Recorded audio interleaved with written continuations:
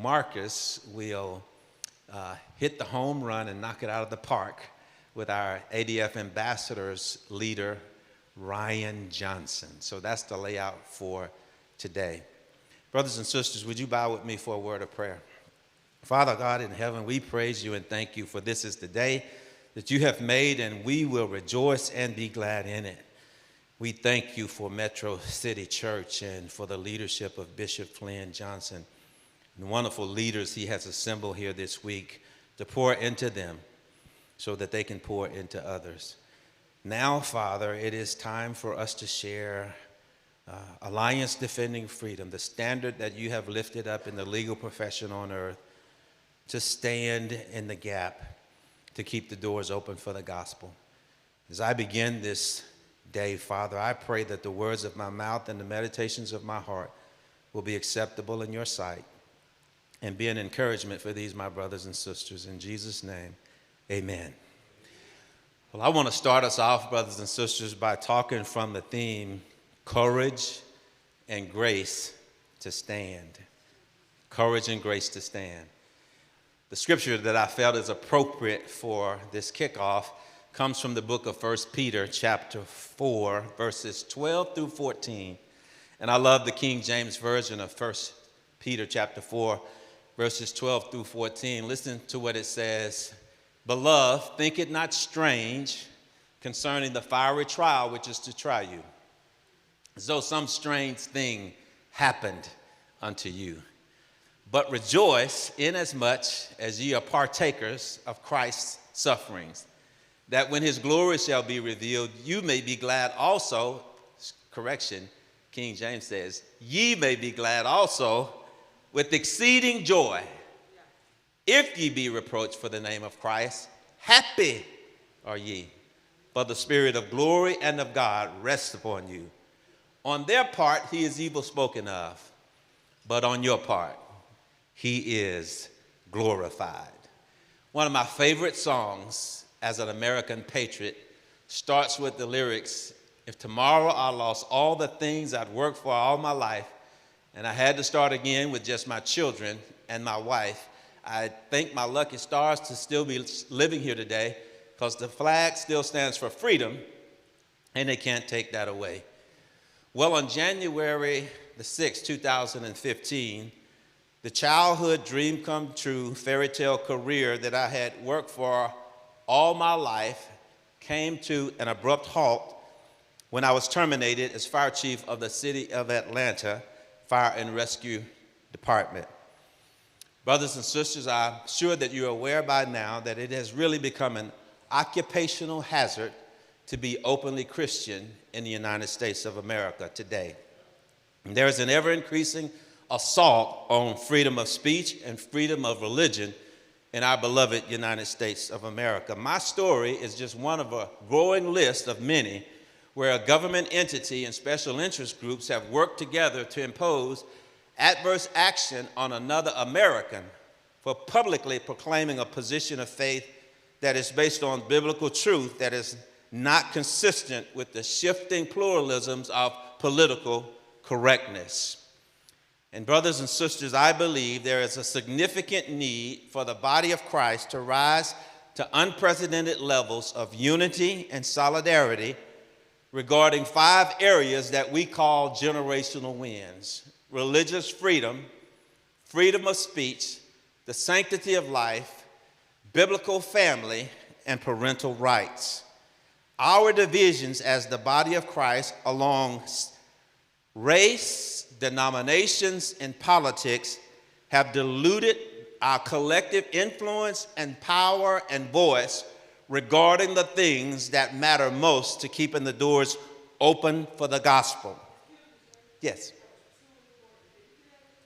Yes, I can. And I'll repeat it a few more times before I get to the end. But the things that we believe are most important for keeping the doors open for the gospel for generations are freedom of religion, freedom of speech, the sanctity of life, biblical family, and parental rights. As believers, it takes our collective voice and power to do those 5 things generationally to keep the doors open for the gospel.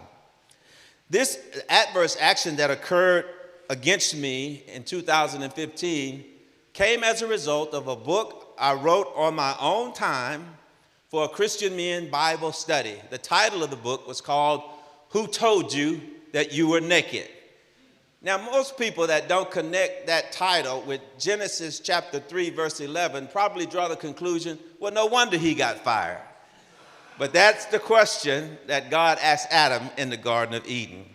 But as I reflected on my life the week that followed my determination, brothers and sisters, I realized that God had been preparing me for that fiery trial my entire life. This is the conclusion that I had drawn. The Christian walk of faith, and we know this well, is comprised of a series of level plains, mountain climbs, and valleys. And sufferings are an inherent and necessary component of fulfilling God's purpose in our lives. Sufferings is a necessary component of fulfilling God's purpose in our lives. By the grace of God, we have been allowed to live out our faith under the protection of the government here in the United States. As a nation founded largely on biblical values, codified in the United States Constitution, America has become a great nation because, principally, of religious liberty. America has flourished because of religious liberty, and the American dream has become possible and achievable for all Americans, primarily because of religious liberty. But now that we have become so bountifully blessed, and the government protection of the public expression of our faith has become fragile, too many believers are afraid to speak the truth for the fear of the consequences that come from not conforming to the precepts of popular culture and a fear of cancel culture. To put it briefly short, brothers and sisters, the redeemed of the Lord have become afraid to say so. As Christians, everything we do as individuals and as a church should work towards what I call the prime directive of glorifying God, making disciples, spreading the gospel, and sharing the world the love of Christ as a unified body. The question becomes, are you prepared to do your part to have the courage and grace to stand, here it is again, for religious liberty, for freedom of speech, for the sanctity of life, for biblical family and biblical marriage, and parental rights? So how do you know when you're prepared? That's the big question that I want to address first. You want to know, how do you know when you're prepared? I've got 5 things that I call assessment questions so that you'll know if you have the courage and grace to stand. Here's number 1. You know you have the courage and grace to stand if you spend more time rejoicing about what God is doing in our culture than complaining about what our enemies are doing. Let me say that again. You know you have courage and grace to stand if you spend more time rejoicing about what God is doing in our culture than complaining about what our enemies are doing in our culture. What they are doing will never overthrow what God is doing. The Bible says the gates of hell shall not prevail against it. Here's the second thing. You know you have the courage and grace to stand if you are more faithful in what God can do than you are fearful of what our enemies are doing. You know you have courage and grace to stand if your confidence is greater in God and what He is doing than your fear in our enemies and what they are doing. Can I tell you that fear and faith cannot coexist in sons and daughters of God who will stand toe-to-toe with persecution? Here's number 3. You know you have courage and grace to stand when you are more inspired by the promises that God has made than you are paralyzed over the threats that our enemies are making. You know you have the courage and grace to stand. The Bible says God laughs at the threats of our enemies. Can I tell you, if God is laughing at the threats of our enemy, what should His sons and daughters be doing? Laughing at their threats. Here's number 4. You know you have courage and grace to stand if you're more empowered by the words that God is speaking than you are anxious over the words our enemies are speaking. They do have a lot to say, but God has the final say, and our confidence should be in God. Here's the fifth thing. By now, you've probably checked off one or more of the first four. If you haven't checked off one of them yet, maybe that you'll be able to stand on this last one. You know you have the courage and grace to stand when you acknowledge the omnipotent authority over the Most High God, over the influence and position power of our enemies. They do have some power. Mayor Kasim Reed, the Honorable Mayor Kasim Reed, who fired me, demonstrated power. But can I tell you, God has all power. And what Mayor Kasim Reed did just elevated me to a whole nother level of God's plan for my life. So those are the 5 things. If you've checked off one or more of those things, I can tell you, you got good news today. You have courage and grace to stand, but there's more.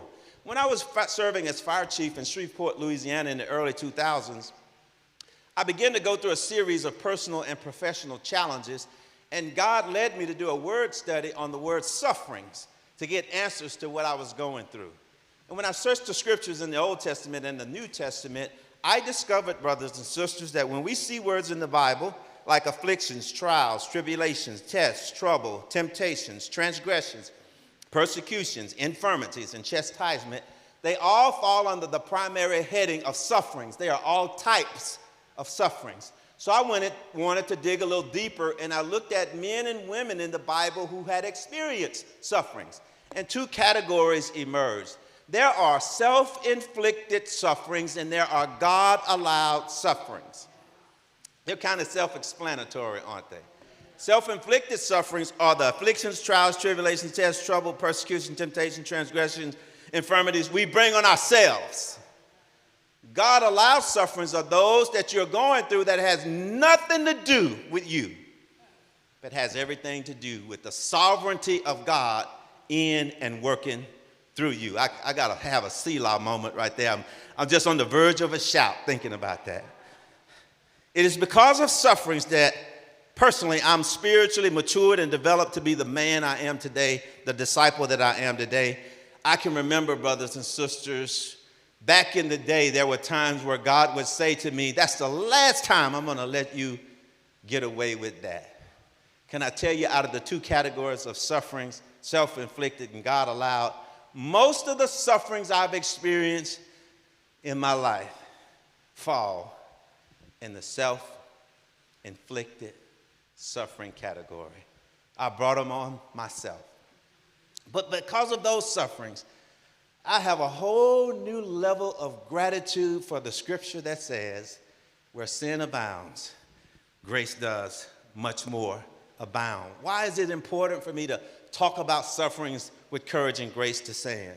Sufferings over the years have a way of stripping off and pruning off promiscuous ways, bad habits, and bad relationships that will keep us from achieving our destiny. And God knows I have had my share. When I was terminated in 2015 because of my track record with self-inflicted sufferings, the first thing that came to my mind is God is punishing me again. God's punishing me again. And God quickly reminded me of what he taught me in the early 2000s when I did that word study and said, this has nothing to do with you. This is not a self-inflicted suffering. This is a God-allowed suffering. But as a child of God, it doesn't really matter whether you're going through self-inflicted sufferings or God-allowed sufferings. All of our sufferings are under the sovereign supervision of God, and he's going to work it out for our good, always. But why is it significant in my story? When we realize that the suffering we're experiencing is a God-allowed suffering, God carries the weight of the suffering, and we don't have to wear the burden of condemnation, of guilt and shame associated with self-inflicted suffering. Until you go through what I've gone through or something similar, you really won't understand the significance of what I just said. When we're going through God-allowed suffering, God carries the weight. it resulted in the testimony of Jesus when he said, my yoke is easy and my burdens are light. That's what happens when you go through a God-allowed suffering. And then God said to me, and I've got a track record of how I respond to my sons and daughters who go through God-allowed suffering. Job is a testimony of how God responds in God-allowed suffering. Shadrach, Meshach, Abednego are testimonies of how God responds when his children go through God-allowed sufferings. Daniel is a good example of how God responds when his children go through God-allowed suffering. Joseph is a good example of how God responds to his children who goes through God-allowed sufferings. David is a good example. Esther is a good example. Ruth is a good example. Jesus is the best example of how God responds to his children who go through God-allowed suffering. Shadrach, Meshach, Abednego, and Daniel were significant testimonies to me because those boys were government employees just like I was. So their testimony really encouraged me. So here are 5 things that God showed me that I want to share with you so that when your day comes, you'll be ready. And not if, Bishop, when your day comes. Number 1, God always prepares his sons and daughters for sufferings. He always does. Know this, you wouldn't be going through it if God had not decided that he had adequately prepared you for it. God always prepares us. Number 2 is the toughest of the 5. There are worldly consequences for standing on biblical truth and standing for Christ. I like to use 3 examples.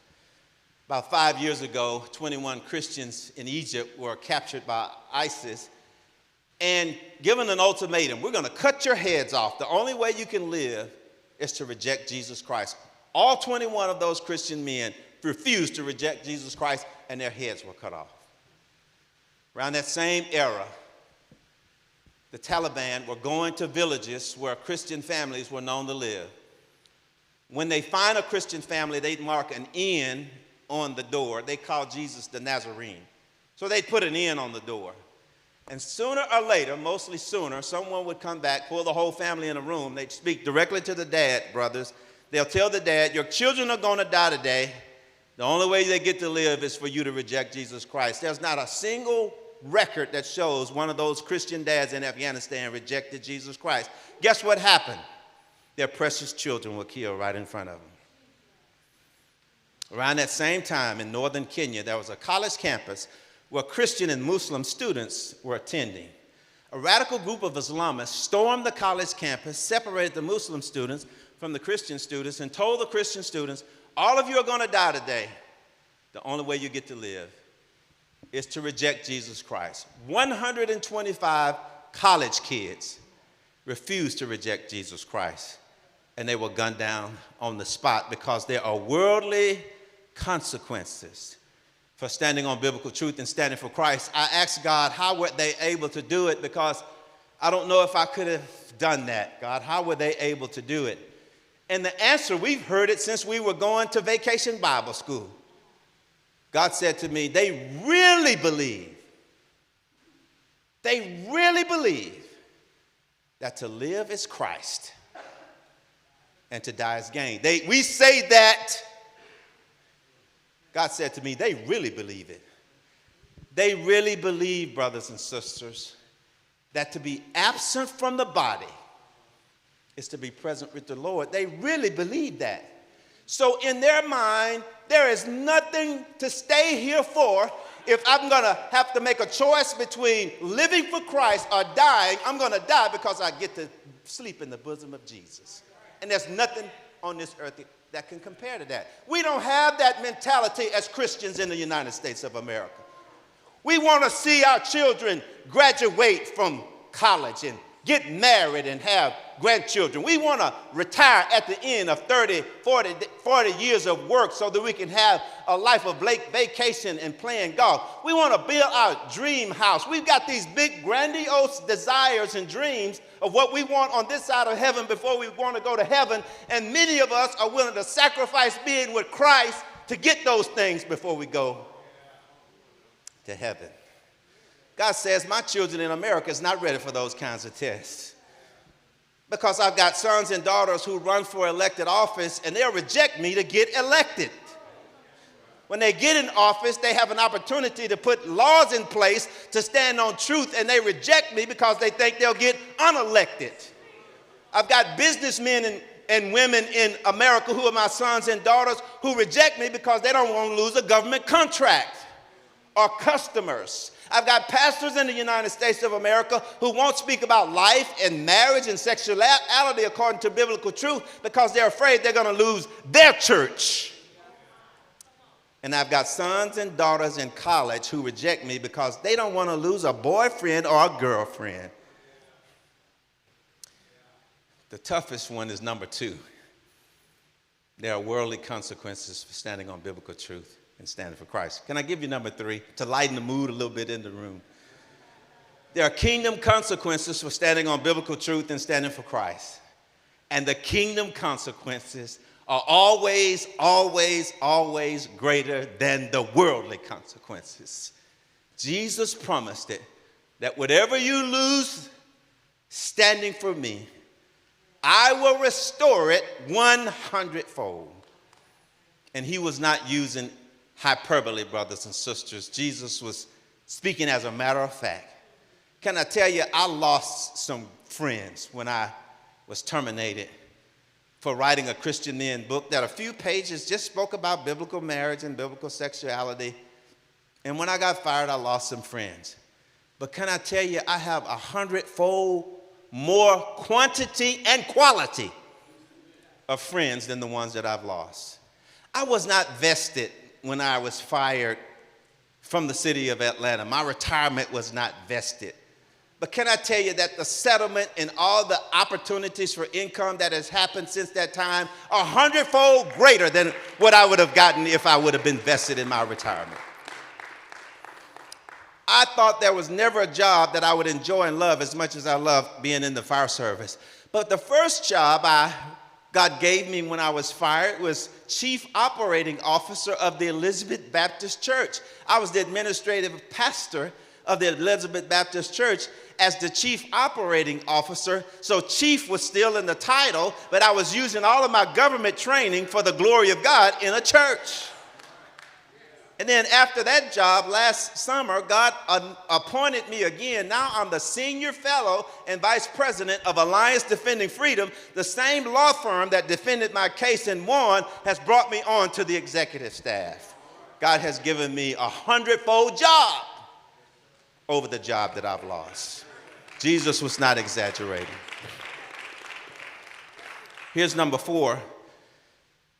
God taught me that when his sons and daughters have courage and grace to stand, he is glorified. He is glorified. And this is how. It's in 2 ways. Our persecutors get to see a side of God that they would not have seen if we had bowed down. Remember Shadrach, Meshach, and Abednego's story. Nebuchadnezzar threw them in.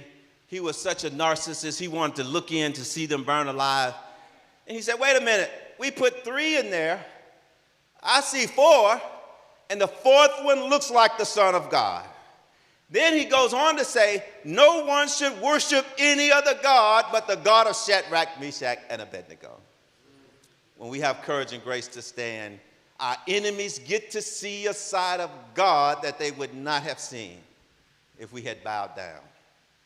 And if that's not good enough, here's even better. We get to see a side of God that we would not have seen if we had bowed down. Shadrach, Meshach, and Abednego got to see up close and personal the Son of God that Nebuchadnezzar saw in there with them. And when he brought them out, their clothes were not burned, and they did not even smell like smoke, because they got to see a side of God that they would not have seen had they bowed down. Here's the last one I want to share with you, is for the sons or daughters of God who have the courage and grace to stand, their life of blessing goes to a level that is exceeding abundantly above all they may ask or think. Remember Job? He was restored twice as much as he lost. Shadrach, Meshach, and Abednego became governors in Babylon.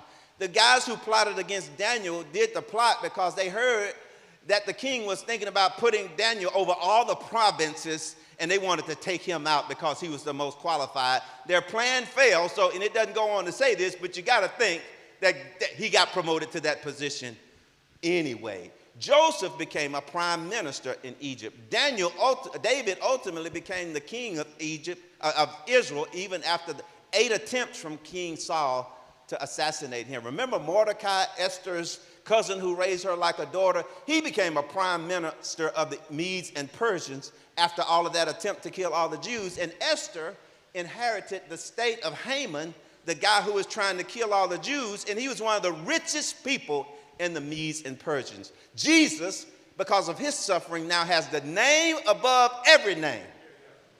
All I'm trying to say to us, brothers and sisters, is God takes our life to a level that is exceeding abundantly above all we could ever ask or think when we have the courage and grace to stand. I could not, as imaginative as I am, as visionary as I am, as big of a dreamer as I am, I never saw myself as a chief operating officer of Elizabeth Baptist Church and now senior fellow and vice president of Alliance Defending Freedom, going around the country talking about the faithfulness of God to sons and daughters who have the courage and grace to stand.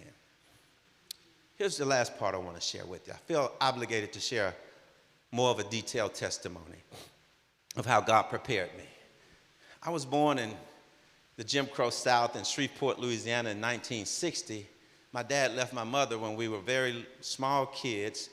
She never remarried, but when he left her, we moved out of the projects where the poor people live to a back alley where the poor people live. And we had to get on welfare and food stamps because Mama didn't have enough money from the dry cleaners that she was working at to pay the rent and to take care of 6 kids. And I realized that poverty was an awful thing. We were on welfare and food stamps, and at the end of the month, most of the time, the food had run out, and Mama had only enough to buy bread and mayonnaise, and we would have toast in the morning with Brer Rabbit syrup, and for lunch and dinner, we'd have mayonnaise sandwiches. And all the Kool-Aid was gone, and the pops were gone, and if we wanted something sweet to drink, we'd take a couple of teaspoons of sugar and put it in a cold glass of water, stir it up real good, and we'd have sugar water with our mayonnaise sandwiches. Poverty was a terrible thing. And I saw how hard it was on my mama to raise 6 children all by herself. So I had a dream that not only did I not want to be poor, I wanted to be a husband and a daddy that stayed with my children. And so one Sunday after church, Miss Maddie's house caught on fire, and when the firefighters came, I looked at those guys with such amazement. I looked at my mom, my 3 big brothers, and my 2 little sisters, and I said, I want to be a fireman when I grow up.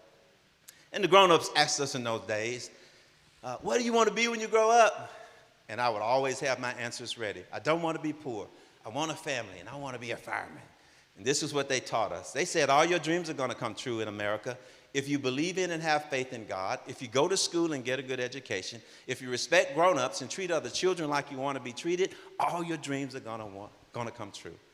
I was raised on faith and patriotism. God prepared me for my fiery trial termination by showing me that he was with me when we were going through poverty in those young years.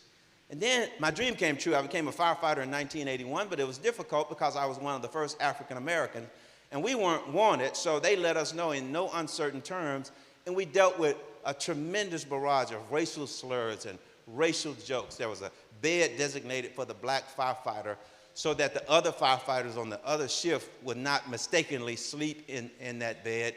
It were difficult times, but I remember what I was taught as a little boy. Believe in and have faith in God, learn the job, educate yourself on the job, respect the authority of the Shreveport Fire Department, and treat the other firefighters like you want to be treated. And the favor of God was on my life. In 4 years, I became a captain. In 10 years, I became an assistant chief. In 18 years, I became the chief of the Shreveport Fire Department. 8 years after that, I was the chief in Atlanta under Mayor Shirley Franklin. Remember her? Wonderful mayor. I sure wish she would have ran this time. And then after I was there for 20 months, President Obama gets elected, and appointed me to the United States Fire Administration to be the head of the United States Fire Administration. Now, here's a little boy from a single mom on welfare and food stamps have a dream on the front porch of a shotgun house. Now, it's the highest fire official in the United States of America. Nobody but our God and no country but our country can make those kinds of dreams come true. I was there for about a year, and Mayor Reed was elected. He brought me back to the city of Atlanta. I served him faithfully for 5 years until I was terminated for writing the book, Who Told You That You Were Naked? I would have fallen apart, brothers and sisters, had it not been for the favor of God that he had demonstrated through the years. That was not my first experience with a career challenge. I had many of them, and God delivered me out of them all, and that's why I knew that God was going to be with me then. And then God prepared me through the developmental years of our family. When I was married, well, I got to go back. I was trying to shortcut it, but it's hard to shortcut it. I got to tell you, when I first became a firefighter, I was a wild, crazy bachelor, and I was dating like crazy. I had a fresh Jerry curl on my hair. I had some Calvin Klein jeans, and I bought me it was 1981 when I got hired, but I bought me a 1978 Grand Prix. Y'all remember those Grand Prix? And I had some Royal Seal tires on my Grand Prix, and I just used to cruise through the neighborhood, waving at the girls. They would wave at me. I was getting phone numbers left and right, dating left and right like crazy. And God woke me up one morning and said, this is not the life I called you to live. You need to find a wife.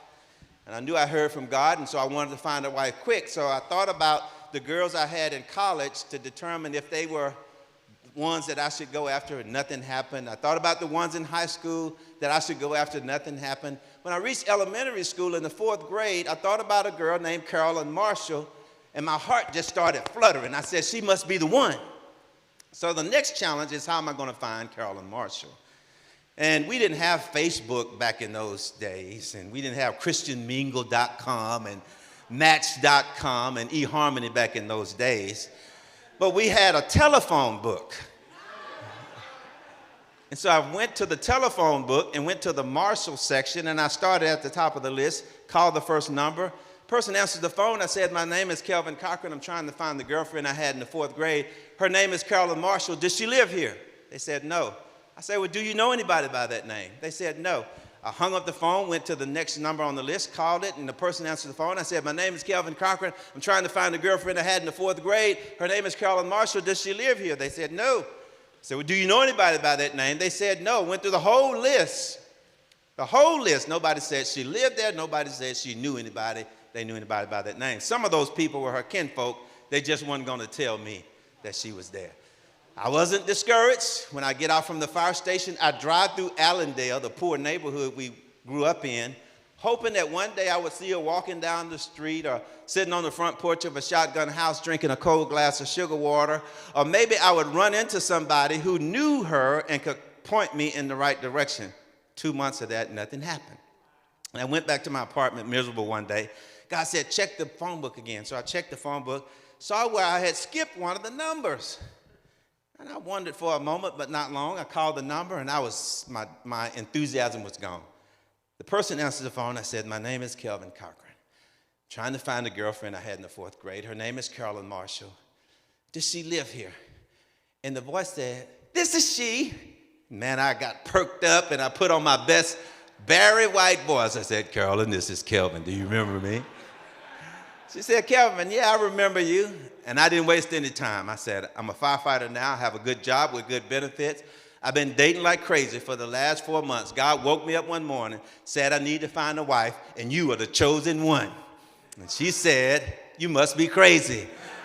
I said, no, I'm not crazy. Can I come over and talk to you about it?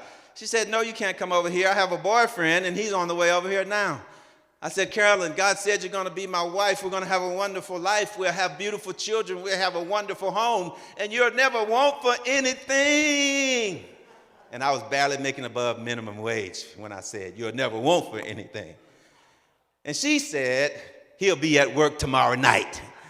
So I guess he'd never had those sweet nothings to whisper in her ear. So I went over the next night. She was still living in the project with her mother. She made me a cup of hot chocolate, came back to the kitchen table. I knelt down on one knee, And I said, Carolyn, would you marry me? And she said, Mama, you got to come in here. So she called her mother in and introduced me. Mom, this is Kelvin. I hadn't seen this boy in years. I talked to him on the phone last night. I let him come over tonight, and he just asked me to marry him. I had to explain to her that I was not crazy, and I asked for her permission to marry her daughter. Well, 6 months later, we got married, and this next June, we'll celebrate 40 years of holy matrimony.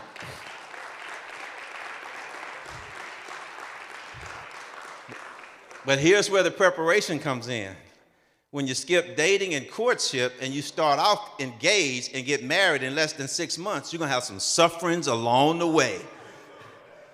But when I look back over my life, when your marriage is rooted and grounded in Christ, he used all those sufferings to strengthen my family so that when I was fired, my family's faith had been strengthened to go through that fiery trial.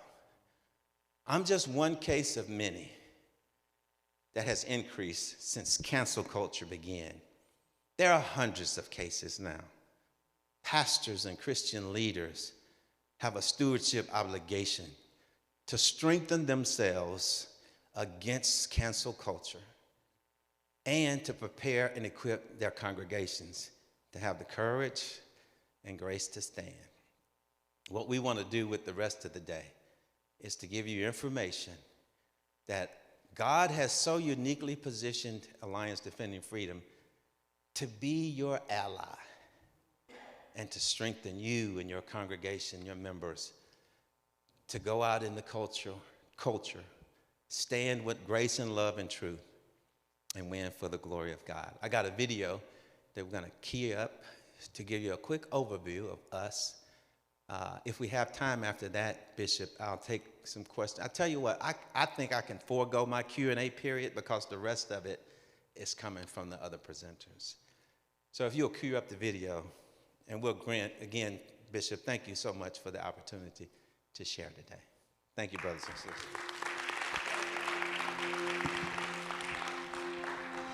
Our freedom to peacefully live by our faith in our everyday lives is under attack. Some seek to silence our voices.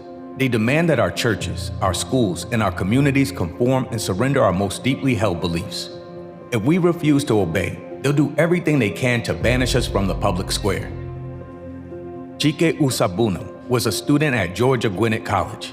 In 2016, the college twice silenced Chike as he exercised his First Amendment rights by sharing his faith in a public area on campus. Chief Kelvin Cochran, former head of the Atlanta Fire Department, was fired for having authored a book which affirmed the biblical definition of marriage. Despite having a flawless and unmatched service record, Chief Cochran was terminated for alleged discrimination. Norvilia Etienne wanted to start a pro-life group at her college, but administrators refused to recognize the group because they disagreed with her pro-life views. It's not just individuals being targeted. Churches are in the crosshairs too. Pastor Esteban Carrasco's church in Massachusetts purchased a property to open a women's shelter for victims of domestic violence, only to have that safe place for women threatened by the state because they wouldn't allow males into the woman's private space. But Chike, Chief Cochran, Norvilia, and Pastor Esteban were not alone. Alliance Defending Freedom stood by all of them. ADF took Chike's case all the way to the Supreme Court, where we won a landmark victory affirming that government officials cannot get a free pass when they violate our constitutional freedoms. Chief Cochran won his suit against the city of Atlanta and was granted a $1.2 million settlement. Norvilia was able to start her pro-life group, and her college changed its policies so student groups wouldn't be discriminated against in the future. Massachusetts backed down from discriminating against Pastor Esteban's shelter, and it continued to move forward with its plans to start the shelter. It opened in January 2021 and is continuing to serve women in need. ADF has been blessed with these and many other victories, including 13 wins at the United States Supreme Court over the last decade. In fact, ADF is the world's largest legal ministry committed to protecting religious freedom, free speech, parental rights, the sanctity of life, and marriage and family. However, we don't do it alone. ADF has a proactive strategy to engage with the broad alliance of the most effective advocates for freedom in America. We do this through our Church and Ministry Alliance, Prayer Initiative, Allied Attorneys and Attorney Training Programs, Ambassadors, and Ministry Friends. Together, these groups form a strong foundation for the freedom for the gospel to go forth in America and around the world. The Lord said to Israel, Be strong and courageous. Do not fear or be in dread, for it is the Lord your God who goes with you. The Lord has called ADF to stand beside his faithful and everyone else who affirms the freedoms to live by, work by, and speak for our most deeply held beliefs. See how ADF can support you and how we all can defend our freedoms by visiting adflegal.org. Praise God. So Bishop said, hey, it'll be great for you to take some questions and provide answers. So I will not forego that period. And I'm back here to see if there are any questions that I can answer you before we move on to our break. Any questions?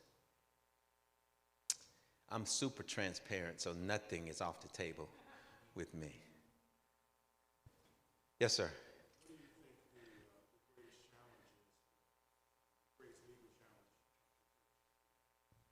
The greatest legal challenge, that's a Matt Sharp question. I think I would answer it from, not from the legal side, but from, I guess, the strategic side.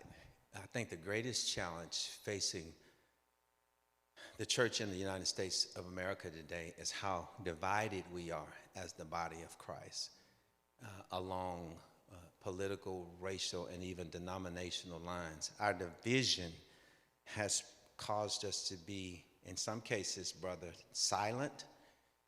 In some cases, we are passive. And silence and passivity has given the enemy a level of momentum that it gives the perception that we're losing. And we're not losing, but those sons and daughters of God who do not have a support system around them when they face persecution always have a deep conviction that if they stand, they'll be standing by themselves.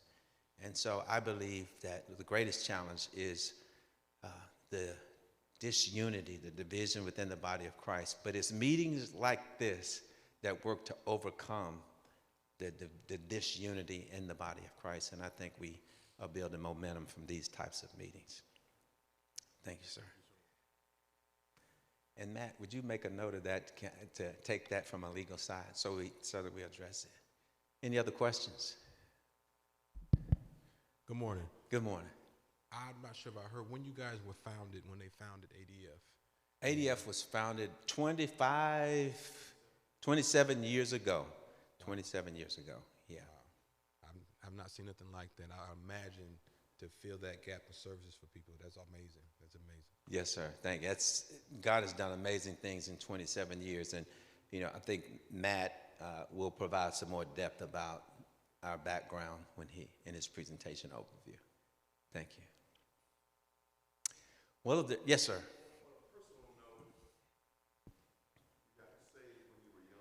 Yes, sir. Yeah, when we moved in the alley in the shotgun house, my mother rededicated her life to Christ, and we joined the church at the top of the alley, the Galilee Baptist Church. And every time the church was open, man, we were there. And they had spring revivals every year. And I remember I was about 6 years old at one of the spring revivals. I was sitting on what they call the mourner's bench. And I was sitting on the mourner's bench, and this was like the Thursday night. And hearing those messages that week as a little kid just compounded on me. And something just strange happened that night. I realized that Jesus Christ was real, that even as a little 6-year-old boy, that I had a sin nature that I needed to be forgiven and confessing. And so I did on that night. And Dr. E. Edward Jones Sr. baptized me the following Sunday. And I've been saved since then. Thank you, sir. All right. Well, thank you again, brothers and sisters. We're going to take, and I just realized we have been communicating. Was it you that I've been communicating with? No? Okay. Okay. I thought it was, okay. Oh, okay. Okay. All right. Well, great. Well, I hope to get to meet her. But you are a blessed and anointed young lady. Can I ask one more Yes, question? sir. Sorry to interrupt. Just can you share a little bit, you mentioned like your family having to process through this journey as well, and what was that like, and what were the things that really helped your family, like on a larger scale, to walk through it? Yeah, great question. Yeah, my wife, of course, I shared with you the story of my marriage and my wife. We have 3 young adult children. Tiffany is now 37. Kelton is 35. Tiffany is a nonprofit higher education executive. She lives in Washington, D.C. Kelton is a captain in the United States Marine Corps, and God brought him safely back from that mission in Afghanistan, so we're grateful for that. He's a single dad, has a 13-year-old daughter that lives with us, and Camille is 33. She lives here in Metro Atlanta. She works for Kaiser Permanente. But all of them are saved, and all of them have a personal relationship and walk of faith with Christ. So when I was terminated, they were all scattered. And it was important to me as a dad that I reached them before the news. And so I was able to get to them before they actually turned on the television stations and let them know. But from the very outset, they were encouraging. They were just spoke faith-filled, positive words back to me as their dad. And from the days and weeks that followed, Tiffany, our oldest one, would send me and her mom scriptures every day. Camille set up this family text thing, and of course it's trendy now, but it was kind of new back in those days, and we communicated every day. I thought I was going to have to spend weeks encouraging them that everything was going to be all right, but their faith was strong, and they were encouraging me, Dad, everything is going to be all right, and it was. Thank you for asking that question. And that was all a part of God's preparation, you know. So here's the thing. What I would hope for my testimony is that all sons and daughters of God will look at the fingerprints of God in my story and see the evidence of God's goodness and grace already in their life. So when the day comes, you will not hesitate. You'll take a stand knowing that God will stand with you. Yes, sir. Oh, that's a good question. Yeah, the book that just came out, Facing the Fire, you can get it on, I should have brought some. It can be found on Amazon Books, Barnes & Noble, and Books A Million. It's found there. I have a website, kelvincochran.org, also as a way that you can get the book. It's called Facing the Fire. It's a really story of the faithfulness of God through this whole experience. Well, thank you so much. Is it break time, Bishop? Yes, ma'am. I'm sorry. So when you was writing your book, did he lay any heaviness on you? Like, did you have any inclination, like that something was going to happen with your job? Well, that's a very good question. The first book, Who Told You That You Were Naked? I knew the title of it could possibly cause some questions, but I had no idea that it would get me in trouble. The book is about, it was written to two Christian men. The theme of the book is overcoming the stronghold of condemnation. Brothers, y'all know, even though we saved, we still have this Romans chapter 7 struggle going on the inside of us, and there are too many men who allow that to dominate their life, thinking that they'll never be good enough.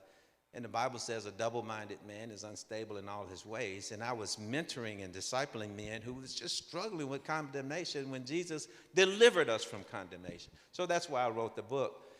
And a thought occurred to me. Well, I asked God the question, God, should I publish this book now or wait till I retire? And that question was not based on getting in trouble. I just had such a conviction about that book being a blessing to men. I felt it was going to open up doors of opportunity for men's ministry, and I was going to be busy doing men's ministry around the country based on the book. But God said, yeah, I want you to publish it now. I don't want you to wait until you retire. Well, God knew what was going to happen. I didn't know what was going to happen. But it's amazing that when I was fired, that book hardly sold. I probably didn't sell a couple of hundred copies. But when I was fired, that book just started selling off the charts. And I started getting invitations to speak at men's ministry and men's conferences all over the country. So that, right, that's why I asked. But yeah, if I'd have waited till I had retired, I wasn't going to have, it wouldn't have had the impact that he wanted it to have. So he has everything figured out, everything. Yes, sir. Tell me, yes, please.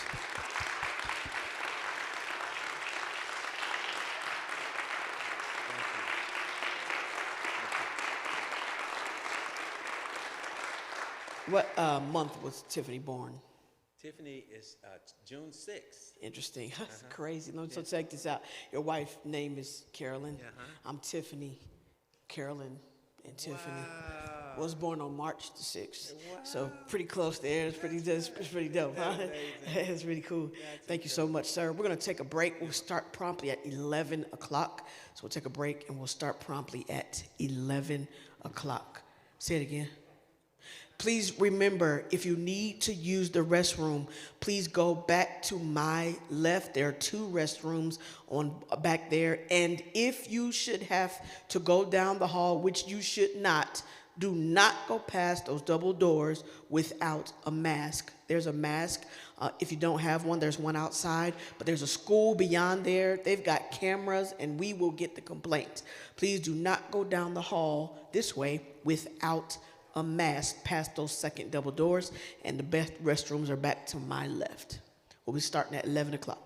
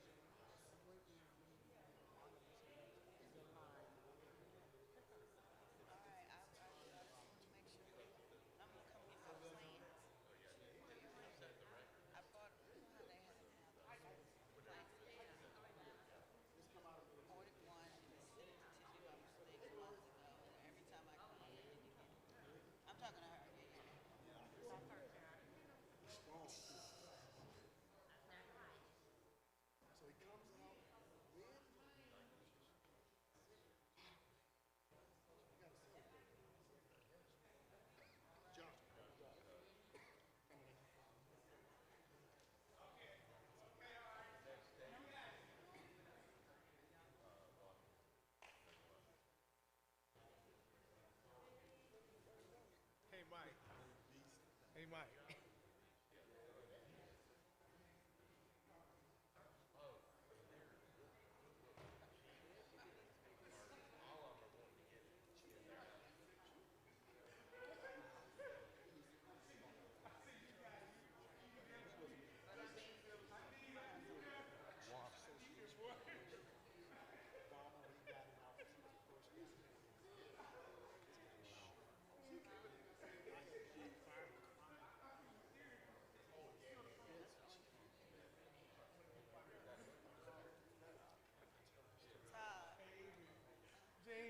Jane is walking in the hall, talking on the phone.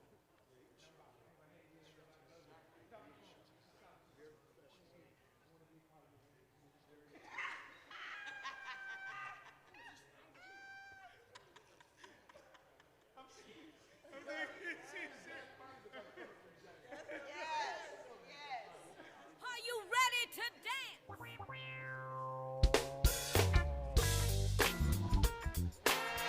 Come on, get funky.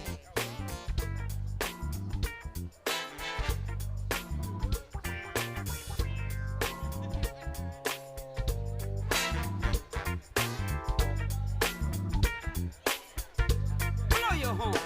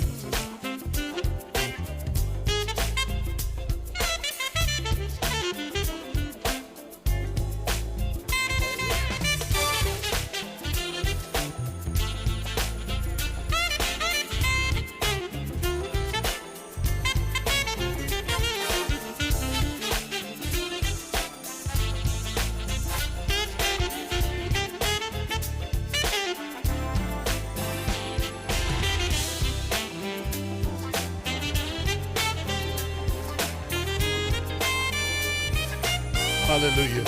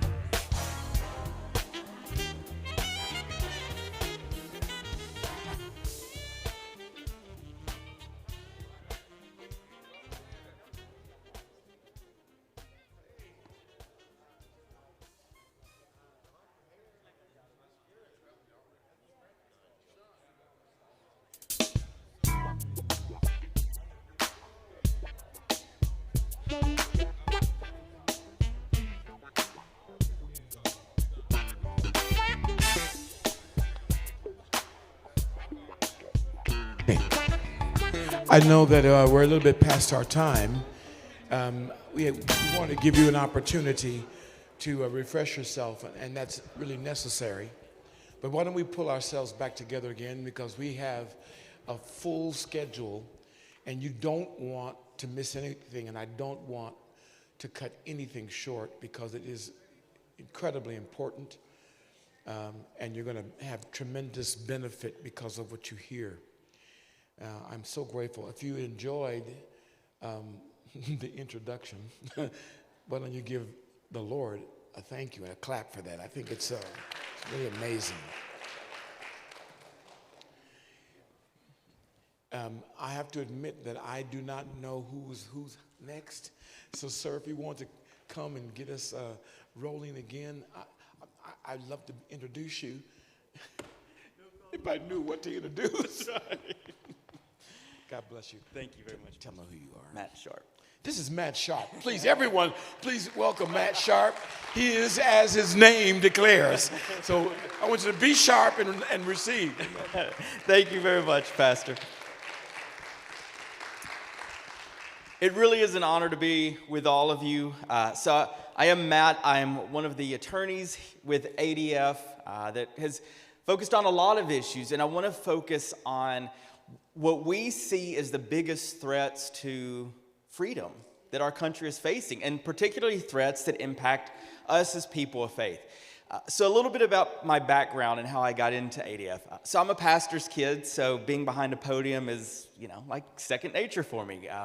Grew up in the church, actually third generation, and just have a deep love for the church. And I remember very vividly, I was about 11 years old, and I can take you back to church. I grew up in the Memphis area, and my dad was preaching, and he was talking about some of the things that were going on in other countries where pastors were being persecuted because they were preaching biblical truth about marriage and sexuality, and saying, you know what, God created us male and female, and he desires for us to live in those relationships. And he was describing how pastors in other parts of the world were facing jail time for this.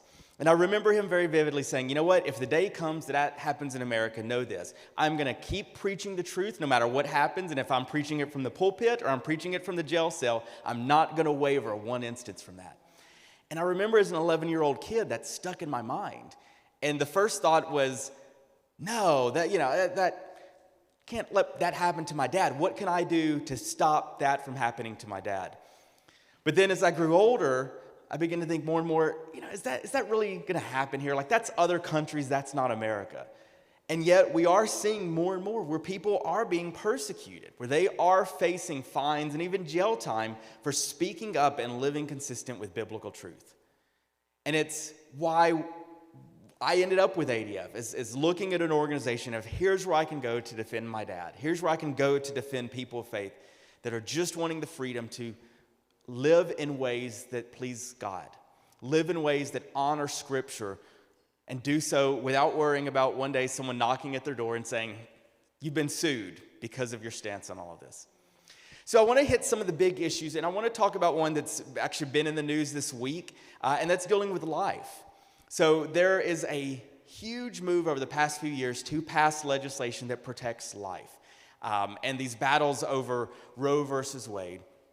And the big one that ADF is looking forward to is actually coming up, an argument before the U.S. Supreme Court here in just a matter of a few weeks. And it's a case out of Mississippi called Dobbs. And the case is actually very simple.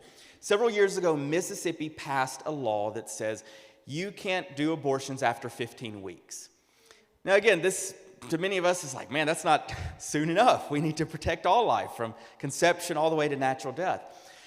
But because of Roe versus Wade and the follow-up lawsuit called Casey versus Planned Parenthood, what the Supreme Court has said is that, okay, states, you can regulate abortion during the third trimester. You can ban all abortions in the sort of the last third of pregnancy. After viability, sort of kind of at the, 2/3 of the way through, you can do it, but you have to be very, very careful, right? You have to allow, exceptions and all of this stuff. And then when it comes to before 12 weeks, before viability, you cannot prohibit abortion. You have to allow it. Well, what Mississippi said is, no, science does not back that up. Morality does not back that up. And so rather than viability, when an infant can live on their own outside of the womb, which is somewhere around 20, 21 weeks, Mississippi said, no, we're going to do it at 15 weeks. Because number one, there's all this science, all this evidence showing that even at that young, in the womb, a child can feel pain. That when they're doing these horrible abortion procedures, the child feels it. Shouldn't we be protecting that? There's also the interest of the mothers involved, that there's all these studies out coming saying women that are having these later abortions, they're dealing with deep depression, deep psychological issues, even physical issues, consequences of the abortion. And so Mississippi said, we want to protect the child and we want to protect the mom. We want to protect them both. And so they passed this 15-week bill, knowing that they were going to get sued because, remember, the Supreme Court said, in Casey, you can't do it before 20 weeks. Mississippi said, no, we think we can. So that case has now bubbled its way up to the U.S. Supreme Court, and that's the exact issue that's going to be argued here coming up at the end of the month. November 30th, I believe, is the argument date. December 1st, thank you, Marcus. December 1st, it's going to be argued at the U.S. Supreme Court, and it is on that issue of, is Roe versus Wade, Casey, is that still the law? Or can states protect life prior to that? Now, this is something that we need to be passionate about, not just because of life, but because it does impact even how our churches operate. Because there's so many of these things where churches have been speaking out on life issues, have been seeking to protect life, but then the government comes in with these mandates, and you're going to hear that word a lot during my talk today, these government mandates that say you as churches have to do things that violate your beliefs about life. In fact, we've had a case going on in California where the state is trying to tell churches that you must pay for abortions and abortion-inducing drugs if you want to provide health care. And these churches are saying, no, we want to provide health care. We want our employees to have their medical needs taken care of, but we don't want to be forced to pay for something that takes an innocent life. And these states are coming along saying, too bad that you believe abortion is wrong. Too bad that you believe contraception can take an innocent life. You have to pay for it as part of your plans. And so when we're doing these cases, like the one in Mississippi, like these in other states where we are defending these laws, I'll give you another example. Several years ago, Indiana passed a abortion non-discrimination law. So there is a growing amount of evidence that a lot of abortions happen because of a child's sex, the sex-selective abortions where somebody says, I don't want a baby girl, I want a boy. We're going to abort it. They're doing it because of race, where they're doing it because the child has a genetic abnormality. They have Down syndrome or something else. And these are children that they're going to grow up to live beautiful, healthy lives, and yet they're being targeted. And so these states are passing laws saying, no, we don't think someone ought to be able to get an abortion because they don't like the child's sex or their race or because the child has a genetic abnormality or something like that. We think these are still sacred lives worth saving. That's another type of these laws that are working their way up to the U.S. Supreme Court that we're going to continue to stand to fight for. Because when we protect life in those circumstances, we're ultimately also protecting the ability of churches and religious organizations to operate consistent with those beliefs about life. And that's why we really hope, I'm going to ask a lot of this, be in prayer for this case on December 1st, this Dobbs case. It is the most important abortion case that has come up in years, and is really an opportunity for us to restore a proper understanding of sanctity of life in our court system. So I'm going to talk about the 5 big issues. That's number 1, abortion and the opportunity to overturn Roe versus Wade. Now let me get a little even more closer home to many of you here. There are these laws that are popping up all over the country that many states have passed. We call them SOGI laws, short for sexual orientation, gender identity, SOGI. So you're going to hear me talk about SOGI laws a lot. What are SOGI laws? Well, these are laws that add sexual orientation and gender identity to existing civil rights laws. So we all know that several years ago in the 50s and 60s, our nation had a problem with discrimination and racism. And so in response to that, we passed these civil rights laws saying that you can't deny someone access to goods and services because of their race, because of their national origin, because of their sex, because of their religion, that those are not permissible bases. So if I'm opening up a restaurant, I can't turn someone away and say, I'm sorry, you can't come in here because of the color of your skin, or because you're a man or a woman, or because you're of this religion and not that religion. Those are good laws that have done an important work in our country. But what LGBT activists have done is they say, we want to take those laws and we want to add sexual orientation and gender identity to them. We're going to take these laws that are based on immutable, unchangeable traits, my sex, my race, my national origin, and we're going to add these things that are changeable, my sexual attraction, my gender identity, my sense of who I am. And they've been successful in doing that in many states. And so we've got, California, Oregon, Washington State. We've got other places that have done it. And they've been very active in this and even pushing it at the federal level. And one of my colleagues, Harrison's going to talk about that a little bit more. But what do these laws do in practice? Well, what we're seeing time and time again is that they are weaponized to go after people of faith, to go after those that hold to traditional views of marriage, that God created marriage between one man and one woman, that go after biblical views of the nature of being male and female, that God did create us male and female in his image, and that's not something we can change or mess with. Let me give an example. So we are representing a woman in Colorado. Colorado State has passed one of these laws. You're going to hear more about it in some other context. Has passed one of these laws, and we have a client, her name's Lori Smith. She does website design, does really incredible work in designing custom websites, serves everyone. When someone calls her up and says, will you do a website for my business, for my ministry, for whatever it is, she doesn't care who they are, what they look like, doesn't care if they're gay, straight, lesbian, or anything like that. She's happy to serve everyone. But when she does these websites, she's also telling a story. She's not just putting pictures on a website. She's writing content. She's telling the stories. And one of the things she wants to go into is these wedding websites. Now, this is something, I've been married 14 years now, and I remember it was kind of a thing when I got married. But now everyone, when you have a wedding, you have a website, and you go to and you learn about the couple. You hear how they fell in love. You see their pictures. You see their story, and then you learn the details of here's where they're registered, here's where the wedding is. Well, Lori Smith wants to do that. But when she does that, this is, again, not just a matter of someone sends me pictures and I throw them up on a website. She meets with the couple, she talks with them, and she tells the story of their love and of their union. And so for Lori, when she does this, she wants to do this in a way that honors God. And so for her to say, I have to do them for a same-sex couple. Well, here she is celebrating the love of that same-sex couple, but for her belief, she says, I can't do that. I'm not telling them how they can live their life. If they want to get married, if they want to do that, that's fine.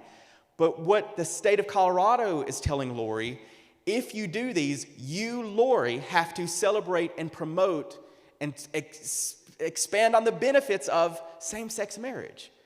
And so some people say it's just a website, and Lori says, no, I'm a storyteller. I'm a promoter of love, and you're telling me I have to promote marriages and love and relationships that violate my beliefs. That is what these SOGI laws end up being, is a weapon to go after people of faith. And again, imagine the businesses you, your family, your friends are engaged in. People that are in the wedding industry, bakers, florists, calligraphers, wedding venues, other things like that, that all say, we want to celebrate marriage, but we want to do it in a way that honors God.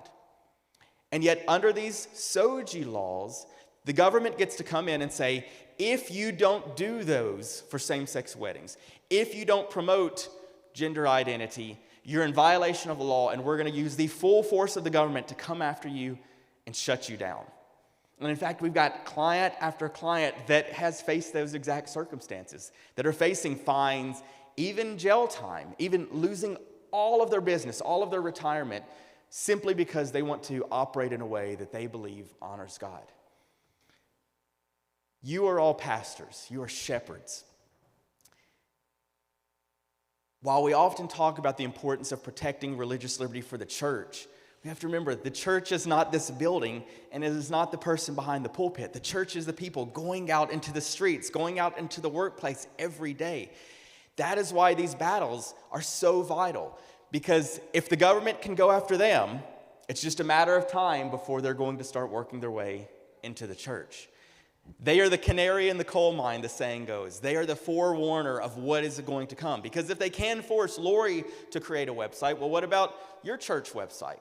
What about the things you're doing? What about the ministries that you operate? And again, this is what Harrison's going to be talking a little bit more about, is some of these threats and what you can do to protect yourself. But I want to let you know these are vital battles that you as a church have to be prepared for. Okay, so that's number 2. So seeing some of these SOGI laws being enforced against people of faith out in the workplace. Number 3, let's talk about Christian colleges, Christian schools. I think we were saying earlier, you all have a Christian school that operates right here in this building, where you are instructing the next generation consistent with our biblical worldview. Now, I imagine for many Christian colleges, Christian schools, part of that is teaching the next generation about what does God teach us about marriage, about what it means to be male and female, and a variety of other moral issues.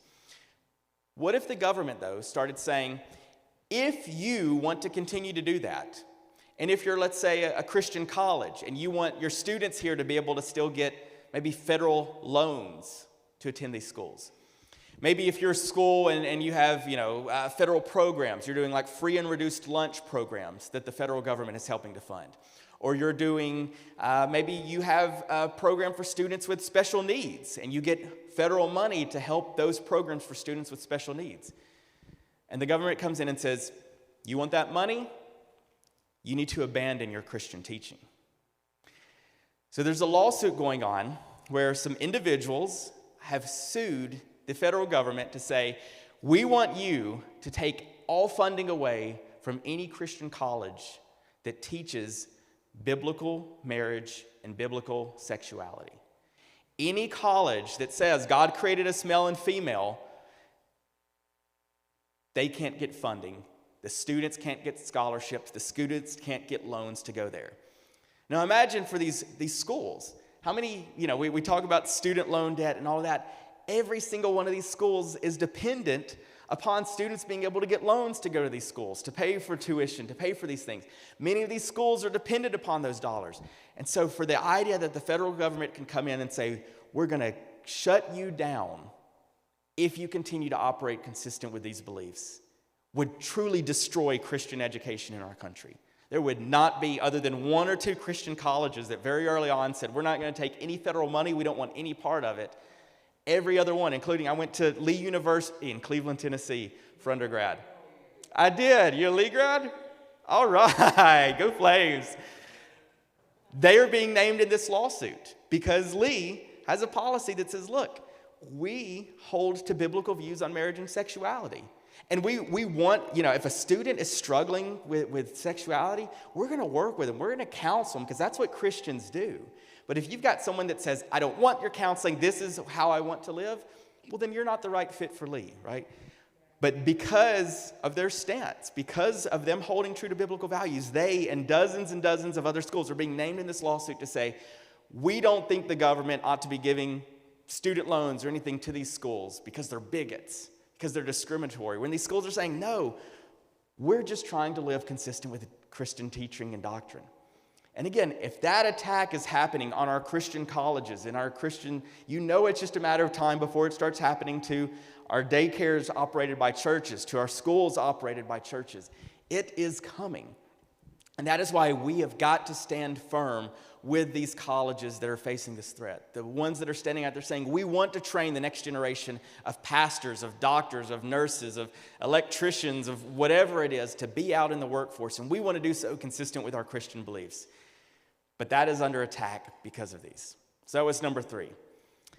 Number 4, one that hits me personally because I'm a parent. I've got 3 kids. I've got an 11-year-old son, 9-year-old daughter, 6-year-old son. I love my kids. And I take very seriously the scriptural command, train up a child in the way that they should go. And when they are old, they will not depart from it. And the part that keeps me up at night is that train them up. I got a duty to do that. God said, Matt and my wife Connie, I gave you those kids. You train them up in the fear and knowledge of me. But what happens when someone else, often schools, say, Matt and Connie, we know better than you. Now look, I've got some great friends that are teachers. They love their students, and they do a great job. They went to school, they got educated, they got degrees so that they can teach kids science and history and math and all of these subjects. Our kids, when we get to some like the foreign languages, one of my kids is doing Latin. It is truly Latin to me. I don't understand anything about it. And I am glad that there are experts that know Latin that can teach that to my kids. But the problem we're seeing is that some of these schools are starting to say, we know better than you when it comes to other things as well. We know better than you when it comes to morality, when it comes to religion. Let me give you an example of this. In Wisconsin, the school district up there, the Madison, Wisconsin School District, passed a policy. And it said if a child lets one of their teachers or a staff member know that this child wants to start identifying as a different gender, we're going to work with that child, but we're going to keep it from the parents. In fact, if mom or dad called the school and directly asked about it and said, hey, has anything been going on with Johnny? I've been noticing some behavioral changes. The school is supposed to withhold that information, lie to the parents about it. So again, picture this with your own child. Your child's going to school, there's all of this stuff, with media and everything being pumped into them saying, explore different genders, you're born in the wrong body. And they're going to school, and maybe they've got some of their friends going to this. Maybe there is a teacher at school that's pushing some of this stuff in a class. And the student starts doing that and says, teacher, I'd really like to start identifying as a girl, but I don't want my parents to know. And the teacher said, okay, we will keep it from them. And we're going to treat you as a girl here. We'll let you pick a new name. We'll let you go by girl pronouns. I'll even help you, and we've seen stories of this. I'll even help you get some female clothes, and I'll bring them. You can change into female clothes at school, and then change back before you go home. I kid you not, this is happening. That is what Madison School District was doing. And then when the parents tried to find out about it, it was, no, everything's fine with Johnny. Nothing to worry about. Are you sure there's nothing going on with gender identity? Nope, nothing going on. This is a direct attack on that biblical command to train up a child. Just because I send them to school does not mean I give up authority over them. Just because I send them to school does not mean I don't have a right to know what's going on. In fact, who better to help a child dealing with gender identity issues than their parents? I want to know if my child's struggling with stuff. I want to be there for them. I love my child and would lay down my life for them. I'm going to train them up consistent with God, with the biblical truth. And it is never, never anyone's right to take that away from the parents, that knowledge of what's going on. And so we sued the Madison, Wisconsin School District over this and got a great ruling for parental rights. The court struck down the policy and said, you cannot keep parents out of the loop of what's going on in their kid's life. In fact, we had some medical experts come in, and they said, if a child was struggling with any other issue, let's say a child is struggling with depression or an eating disorder or something like that, every counselor, psychiatrist in the world would say, you get the parents in the room, you get the kids in the room, you get the teachers in the room, you get everybody together. You get the whole community around that kid involved in helping them overcome that depression, that eating disorder, whatever it is. So why on this one issue of gender identity is it, let's all meet in secret and kick the parents out? It's nonsense. It's bad science, it's bad psychology, and it's bad on parental rights. And so the court struck that policy down. Awesome win for parental rights in Wisconsin.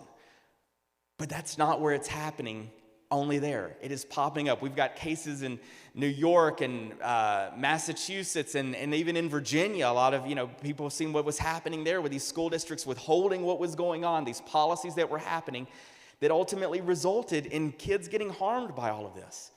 Because when you're adopting these radical gender identity policies, not just ones that withhold info from parents, but policies that say, yes, the boy can go into the girls' restroom and play on the girls' sports team and all of this stuff, that hurts kids.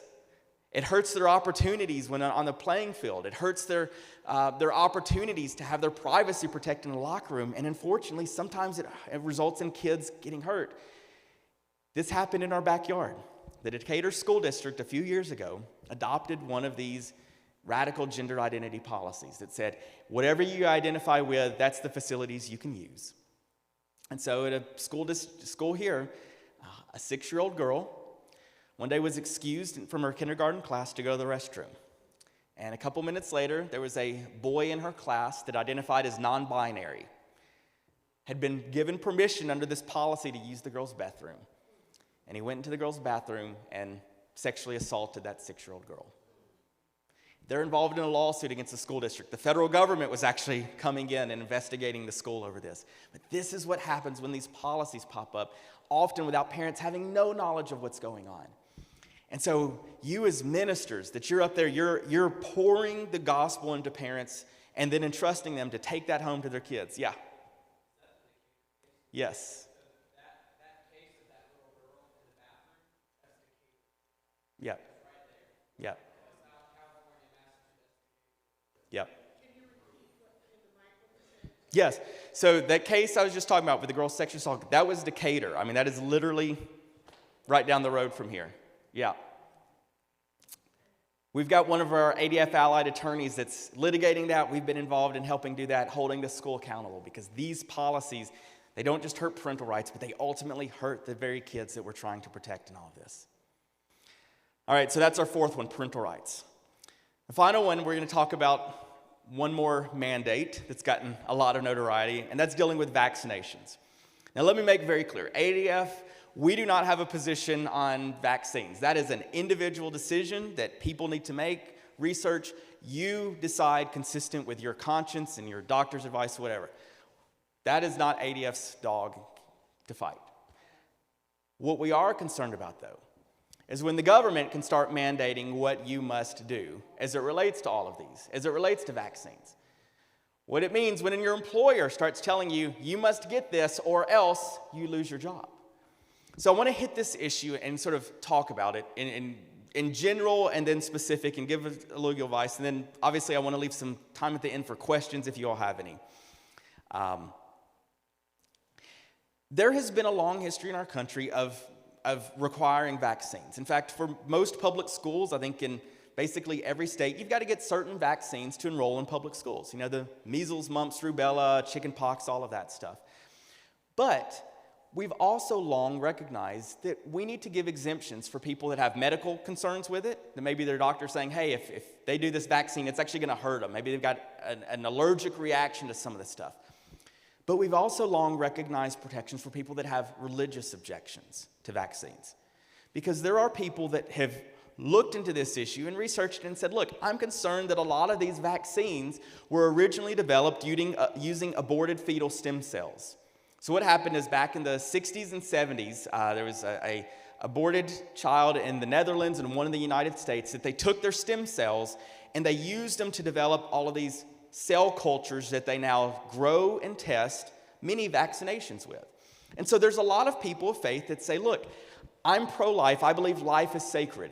And if I do these vaccines, I feel like I'm participating, promoting that original abortion and sort of keeping it going. No, there's no new babies being aborted to make vaccines, but just the connection to them. There's other people of faith that say, you know what, I feel like that is sufficiently removed. You know, it's not like there's new abortions happening, and that don't have a problem. But you know what? That's between each person and God. It's not for the government to ever come in and say, I'm sorry, your belief, your religious belief is wrong. That is really troublesome to me, because if the government can look at people that say, you know what, I've got a religious objection to this, and say your belief is wrong about that, what else can the government say your beliefs are wrong about?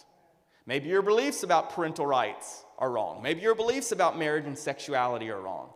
There are so many things that if the government can come in and say, your beliefs are wrong, your religion isn't protected, that we are setting a very dangerous precedent in so many other areas.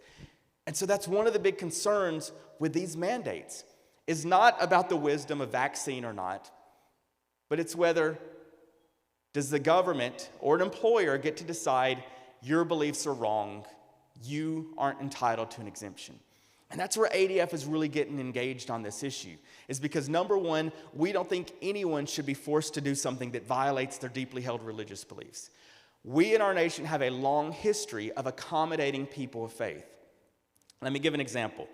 So my grandfather served in World War II. As I mentioned, he was a pastor after he got done, but was also always a very religious man and had very serious concerns about taking a human life.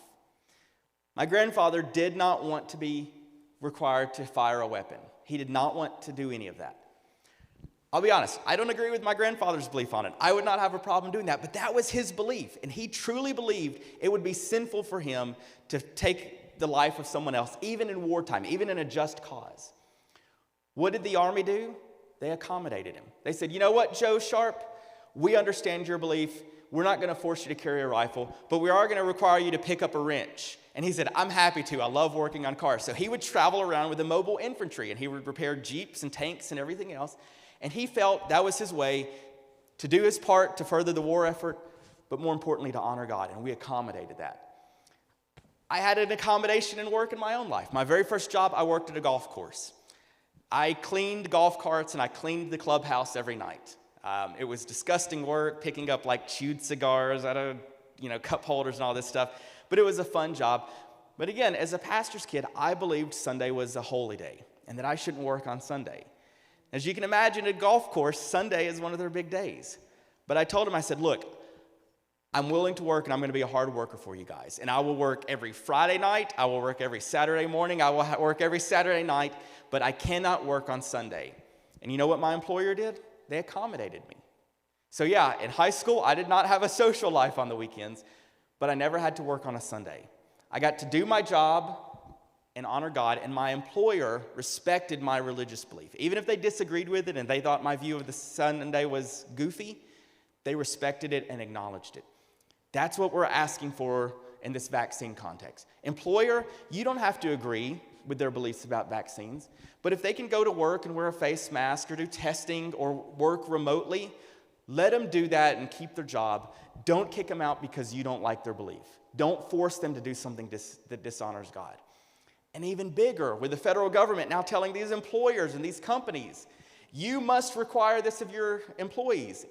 And the company's saying, look, we're going to let our employees decide for themselves, but we don't like the government coming in and telling us we got to fire people because they don't want to get the vaccine. All of this is concerning because it again goes back to this idea, if the government can mandate that, what else can they mandate? What else can they require employers, nonprofits, churches, and others to do? Again, we don't know what the exact mandate will ultimately look like.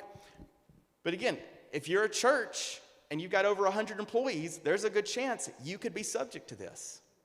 If you're a nonprofit ministry, and we've already got some that we're talking with that have over 100 people, you could be subject to this. Again, we will have different views. I guarantee if we went around this room, we would have 50 different views about vaccinations and the nuances. But one thing that ought to unite us is there are limits on government. There are limits on what they can do to force people to violate their faith and their convictions. And that is what we are standing against in all of this. Whether it is the government telling Lori Smith, the website designer, you have to celebrate marriages that violate your beliefs.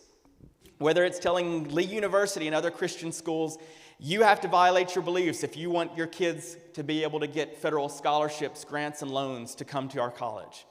Whether it's the government telling parents, you got to give up your rights when you drop your kids off at school. You don't get the right to know what's going on. Or whether it's the government telling people of faith, your beliefs about vaccinations are wrong. You got to give those up if you want a job. The consistent theme through all of this is government using its power to go after people that just say, just let me live my life. I'm a good tax-paying citizen. I work everyone.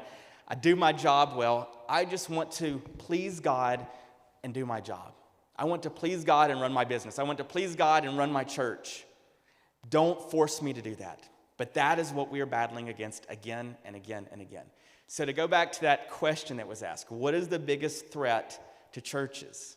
It's ultimately going to come down to government coming in and telling you and the people in your flock how they have to live their lives, which beliefs that they can have and which beliefs that they can't. And that is something that we should all be concerned about. But by God's grace, and this is why I love ADF, we are seeing victory after victory. We are winning challenges to these SOGI laws. We've won on behalf of a videographer that he and his wife did these wedding videos and wanted to do videos that honored God. We did one on behalf of a calligrapher in Arizona. We won on behalf of a graphic designer that does t-shirts and other stuff in Kentucky that didn't want to be forced to print messages on a t-shirt that violated his beliefs. When we stand up, by God's grace, we can win. We won on behalf of parental rights, and we're going to get other victories. I believe we're going to win on behalf of religious schools because we've had other instances where states have tried to tell religious schools how to operate, and we've won. And I believe, even with these vaccine mandates, that by God's grace, we are going to win. Because the founding of our country was this idea that everyone has the right to live out their faith. That this ought to be a nation of true religious freedom, where whatever we believe, the government doesn't get to pick and choose which beliefs are good, which beliefs are bad, which beliefs are favored, which are not. But rather, lets each person answer to God and God alone. And that's what we're striving for. It's just, let me be true to what God has placed in my heart. Let our church be true to the scripture that the Holy Spirit inspired the authors to write thousands of years ago and that we're still drawing inspiration and wisdom from today. Let us live consistent with our faith. So I ask you all, keep these cases in your prayers. And then we're going to be talking more today about how you can help engage in these battles. That it very well may be that your church is the one that is the next one that gets one of these lawsuits filed against it. And you can be prepared to stand, to help set a precedent that protects other churches across the country. So with that, I think we've got a couple minutes left. Let me open up to any questions you have about any of these other cases we're working on, anything like that. Yes, sir. Thank you so much. I have a question for you. So outside of our church, my wife and I have a marriage consulting and premarital counseling business.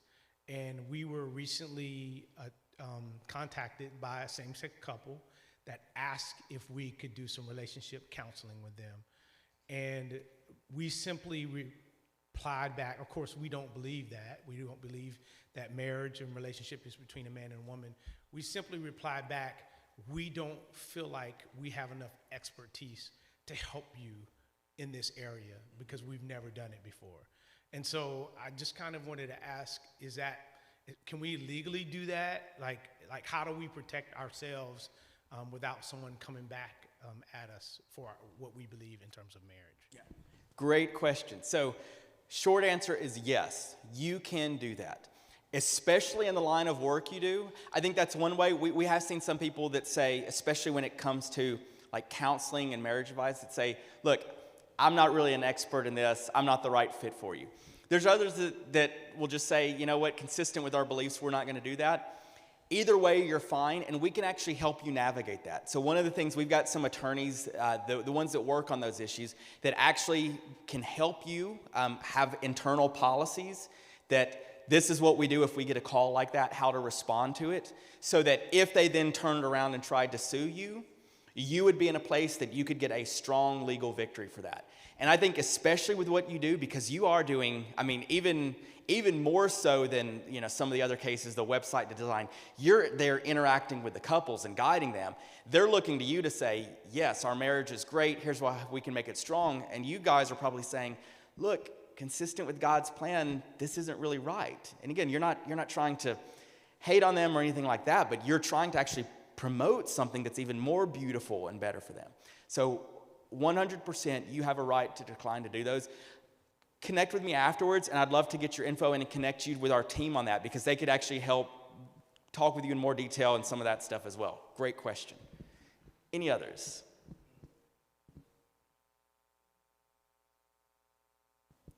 Good morning. Good morning. In that case, you said it was Madison was a school. Mm-hmm. That a term, by the way, called safe space came up, and the reason I asked, because I work for Georgia Tech, and they had a training class called Safe Space, where they were training people to, if they encountered students who wanted to come out, that they would counsel them, and it was offered abroad from just not only from the Department of Housing and Resident Life coordinators, but all the way up to people who do maintenance. Yep. Which I thought was kind of odd. Yes, we have heard that. They a lot of times do a safe space, that schools are a safe space. My question is, from what? Right. When you say that, you're implying that the home, the parents, are dangerous. And that's the mentality underlying all of this. We're safe. We're going to affirm and embrace you. Your parents, they're going to hate you and reject you if you come out to them, which is, number one, an absolute lie. And I hate when people do that. I hate that idea that Christian parents are going to reject their kid. To the contrary, there's no one going to love their child more that comes out as gay, that comes out as transgender, or whatever it is, than those parents. Yes, they're going to pray for them, and they're going to counsel them and direct them, just like you would in every other issue.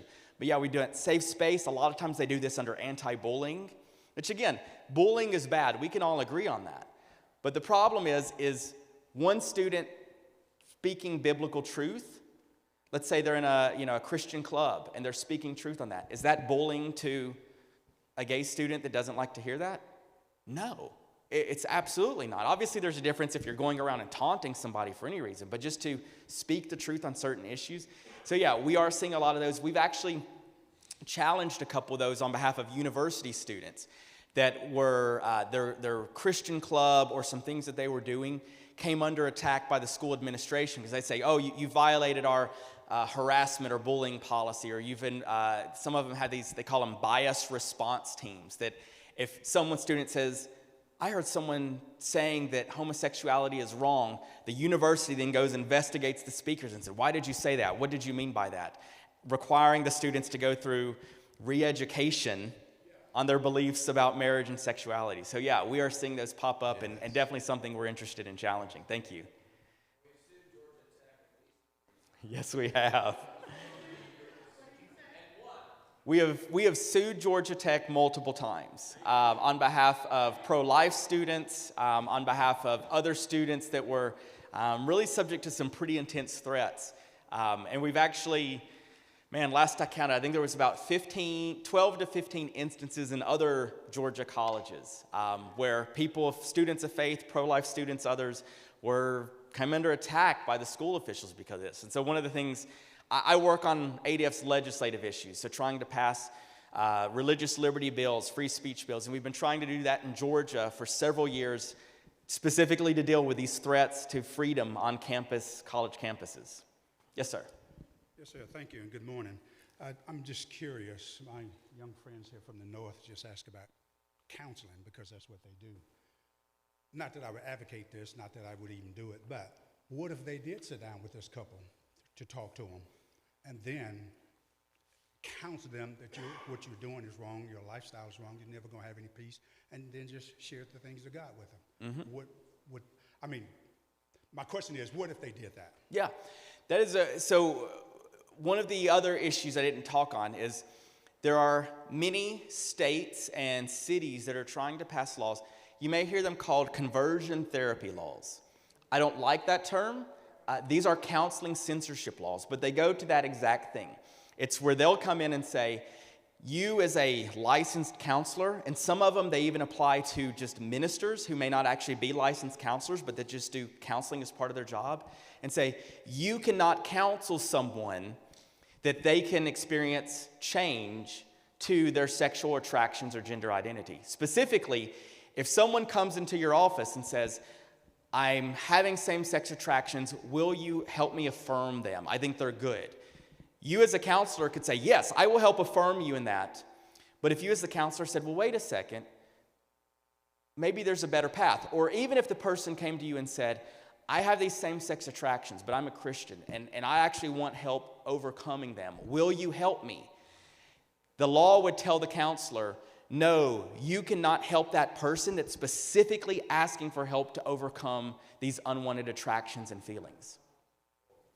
This is censorship of what happens in the counseling room. The government has no business interfering and sticking its nose in what's happening in the counseling room. So to your question, absolutely, like the counselor has a lot of freedom in those conversations. Obviously, there's some ethical rules, and the general thing is you always let the client lead. The client comes in and sets the goals that they want to do. And sometimes, like they were saying, a counselor may say, I'm not the best person for you. I'm not the right fit for what you're accomplishing. But the thing is, any counseling relationship, the client can always walk out. And they can say, you know what? You're not the right fit for me. We do it all the time. We've had it with doctors we've gone to. It says, hey, doc, that's great, but I want a second opinion.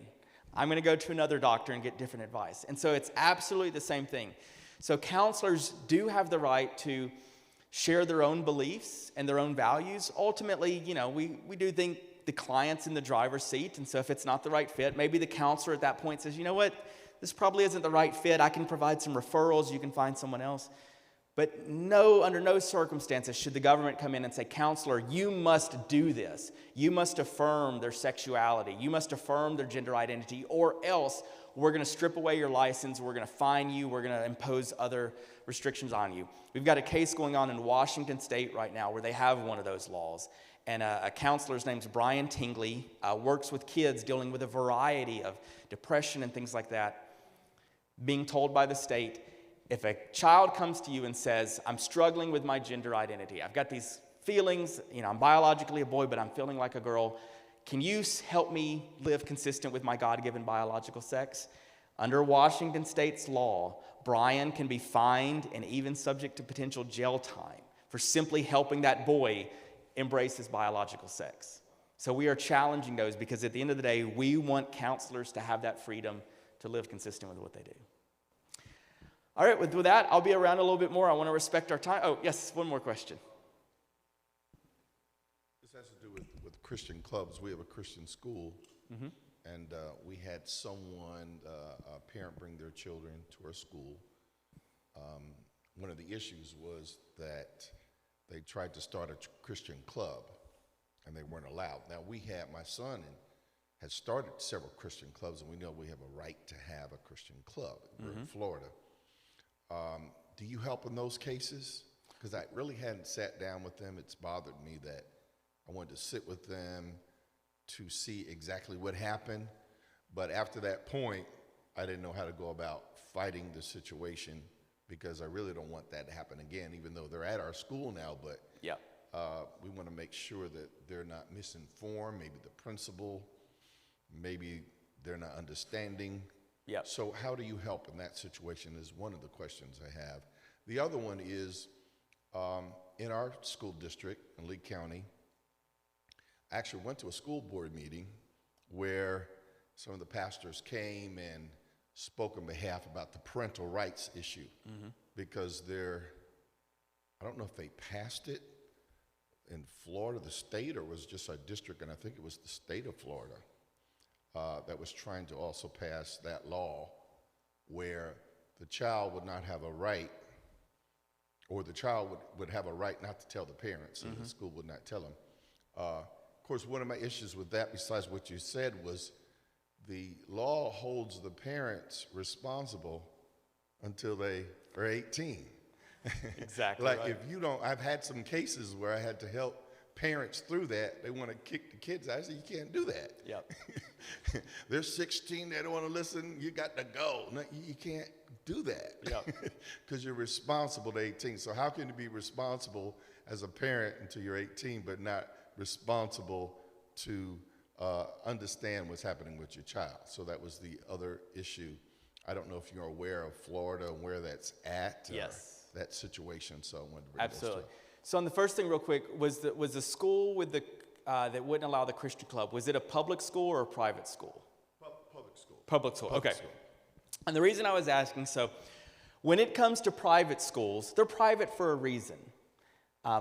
They can have their own policies. They can allow clubs, not allow clubs. That's what being private means. It means they don't get any government money. They don't get our tax dollars, but they also get more authority. And I think that's good, because if I'm running a private Christian school, private Christian college, I think I ought to be able to say, no, we don't want a, Muslim Student Alliance, or we don't want a Gay Straight Alliance or anything else. We only want clubs consistent with our Christian beliefs and values.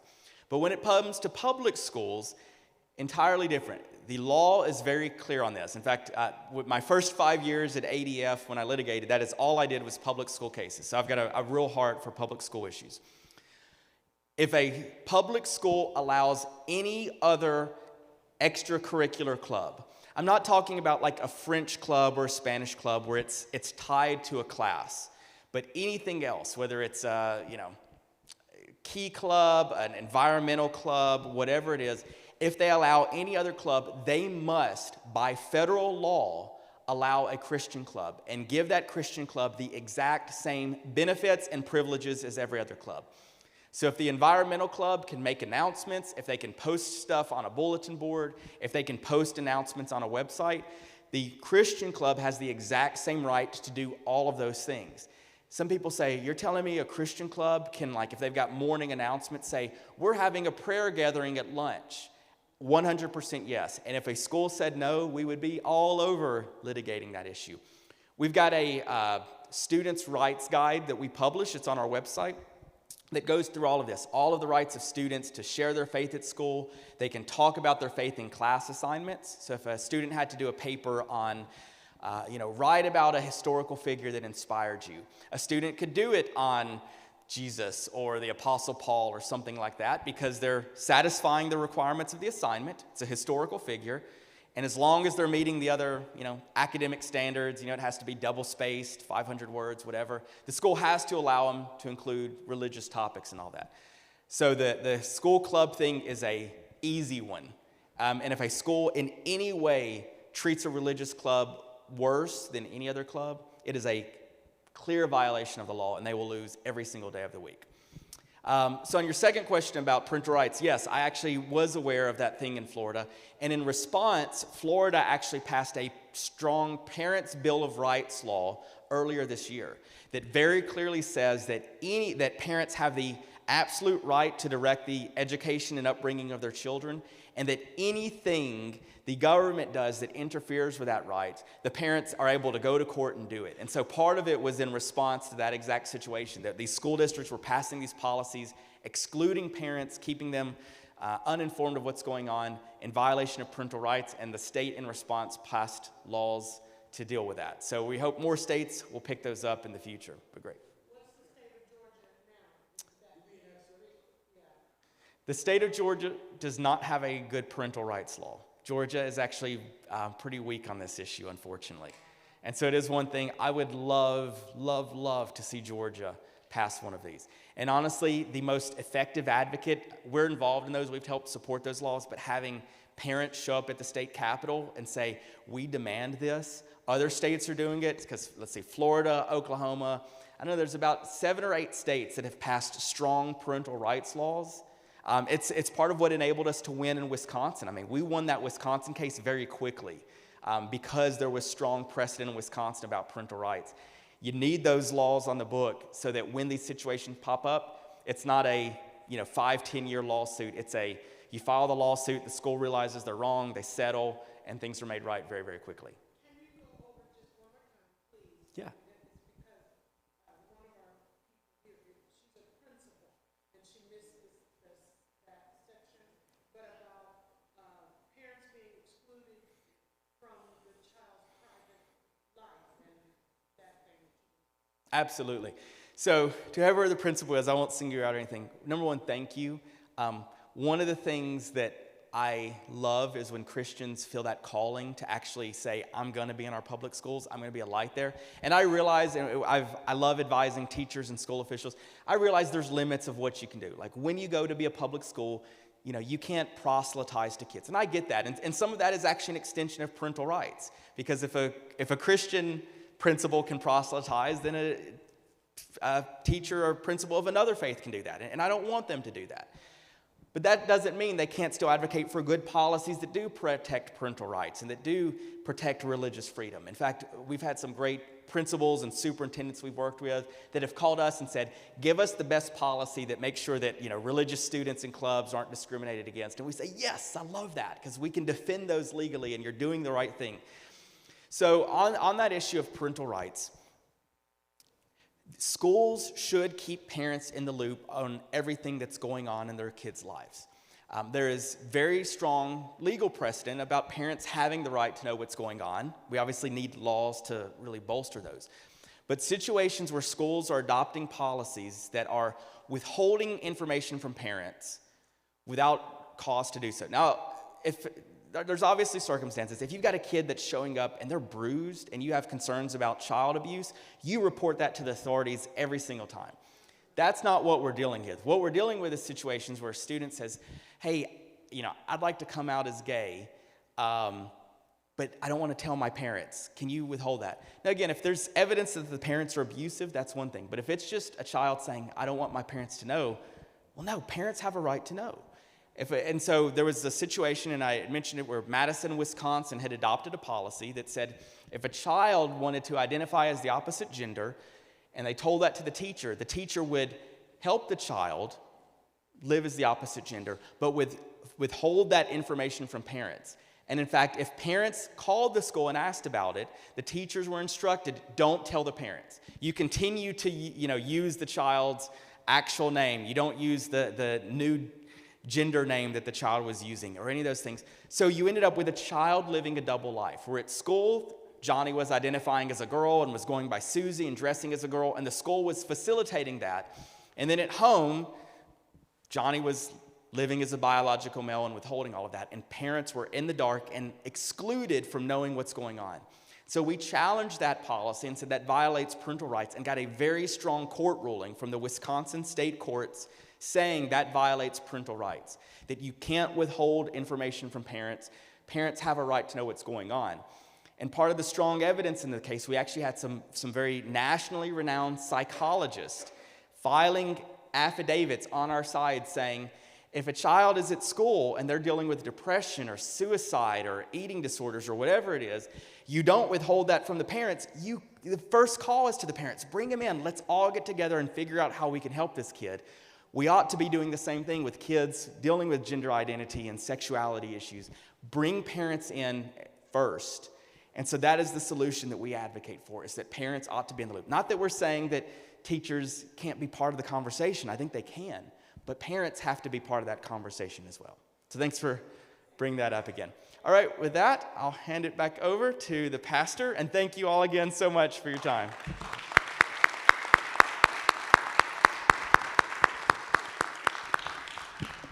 Matt, I think it's worth a discussion, maybe not at this moment, but the discussion of what in Georgia we can do to advocate for parental rights to get that passed. Absolutely. I would love to do that. We're working in other states to do that, and would really love to see some laws like that. And then that's another thing that ADF can help with. A lot of pastors have questions of, are pastors allowed to get involved in sort of legislation? Is that going to jeopardize?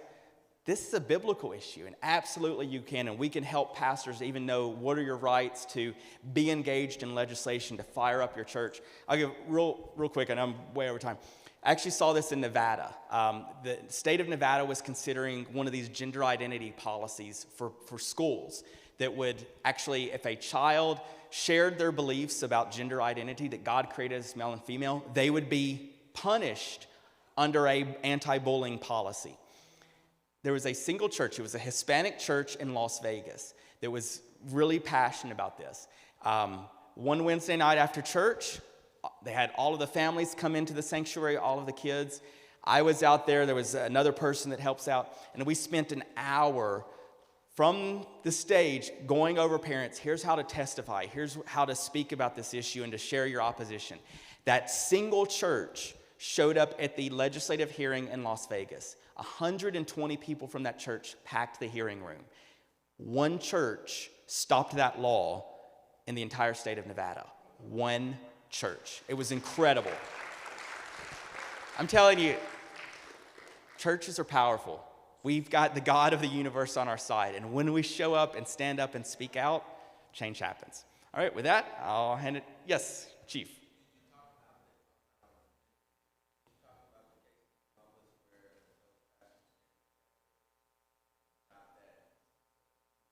I didn't, because Pat Harrison's going to hit that a little bit later. So there's even more to come about the power of churches. So with that, who do I need to hand it over to for lunch or?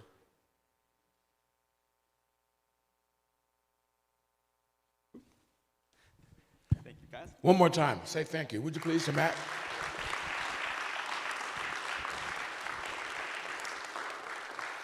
We scheduled for 12:45 to eat lunch. Can you hold out for one more session? Say yes. He said no. It must have been Harrison over there talking about no. And we were well able to let me ask this question. T. Garlington, can you find out if we wanted to eat lunch right now, could we? And if not, when?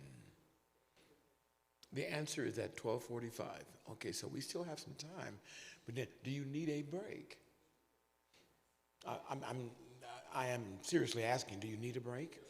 So, having two restrooms right there, you can only do one function. So, I'm sorry.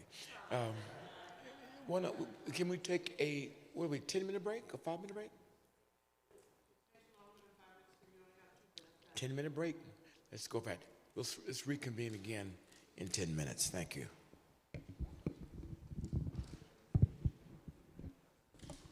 Okay, so I know what to do there. And I'm thinking about the governor's race in Virginia. What about it?